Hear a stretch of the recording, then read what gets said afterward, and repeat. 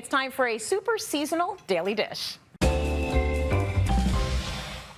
Chef Jason Parsons is making us a fall special herb pesto tart with roasted root vegetable and goat cheese. My goodness, that sounds like a lot of good stuff in there, Jason. How you doing? I'm really good. How you doing? I am doing great, but I feel like I'm not doing as well as you are with that beautiful background behind you. I mean, it always looks like you're just working in heaven. Well, you know, you got to come down to heaven once in a while and visit us because this is what it's all about. I need to come back. So many folks loved that we were out there for the show we did from your location. It was beautiful. So listen, you're going to make this tart. The ingredients for this dish look simply amazing. Take a look at them. Okay, if you want to make the tart, what do you do first? How do we start? Well, I think the first thing is you want to roast these vegetables. And I mean, it's all about, like, I've got a list of vegetables. I've got carrots, I've got Brussels sprouts, parsnips, beets, you know, turnips. But it's whatever you can find. I mean, we're starting to move into that fall now, all those really rustic flavors. So I've just basically chopped them up. I peel them. Well, unless they're the carrots don't always need peeling. But then it's really about getting some flavor in here. So first, a little bit of oil. Oil helps to kind of transfer the flavors over everything, but it also helps it to roast in the oven. And then some local honey, you know, and be generous with the honey. Oh, yeah. And then some nice chunky garlic in there. And then all you're going to do is simply just kind of toss this up, and I've done it right into my roasting tray.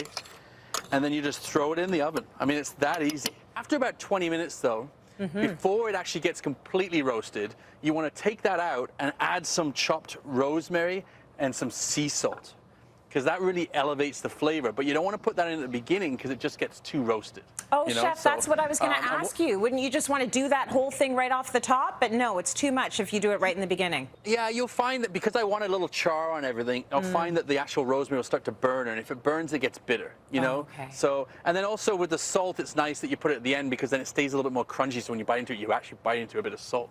Yeah. But I mean, look at this. You end up with some beautiful roasted veggies. Look at, oh, gorgeous. I love it. And they've got all the, you know, all the sugars have come out, and it just gives you a really good base for your tart, okay? So once you've got that, you can cool those down, ready to go, and you can do that the night before if you want. Then you got to work on the pastry, okay? Now, hallelujah, people out there have already pre-rolled sheets of pastry for us, so we don't have to roll it. But if you want to make your own dough, you can do that. But all I've done is taken puff pastry, taken a nice little cutter like this, and just cut a big ring. And you can see the size of the tart. Like, we want a good sized tart here, okay? If you don't have cutters, you can do square, you can do whatever.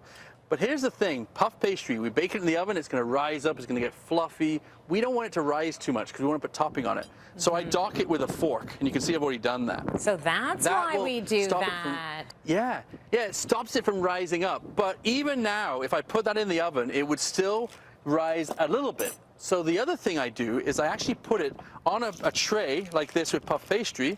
I put another parchment over top, and I sandwich it in between.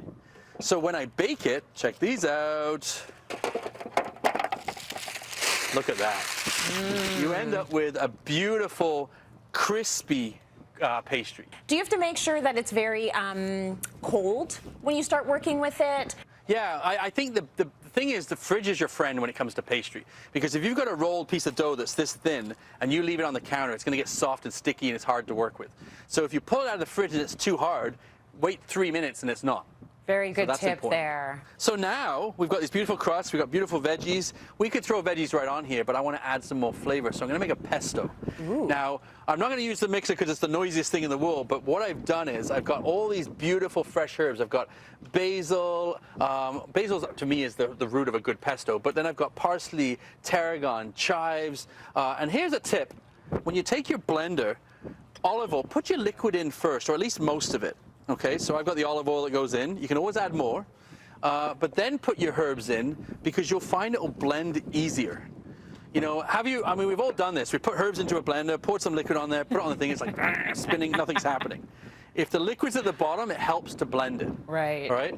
And then you just throw in, you know, if you're like the people you're with, you give them 2 cloves. If you really want to be ambitious, you go 3 cloves. And if they're really starting to annoy you, you put all the cloves in. No, but the spicier you want it, the more cloves of garlic go in there.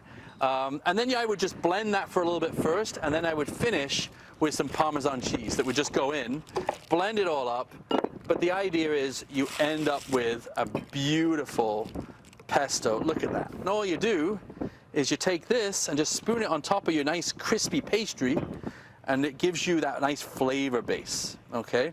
And I don't go too much because we don't want it to be soggy. We want a nice crispy pastry, and this has to happen right before you're about to cook it the rest of the tart. You don't want to do this and then let it soak. It will soften your pastry. And then what we're going to do is we're going to take these beautiful roasted vegetables and just arrange them. Now, the reason I've done a big wide tart is because I just want a thin layer of the veggies. I don't want to pile it up because then it's almost impossible to eat. You know, you've had those tarts where you eat it and all the topping falls off. Yeah. So it's nice to just put a few on top like that. And then we really need to kind of add the next flavor to it. So what we've got is a beautiful slice of Woolwich goat's cheese. Oh, yeah. You know, and it could be, you can change this up.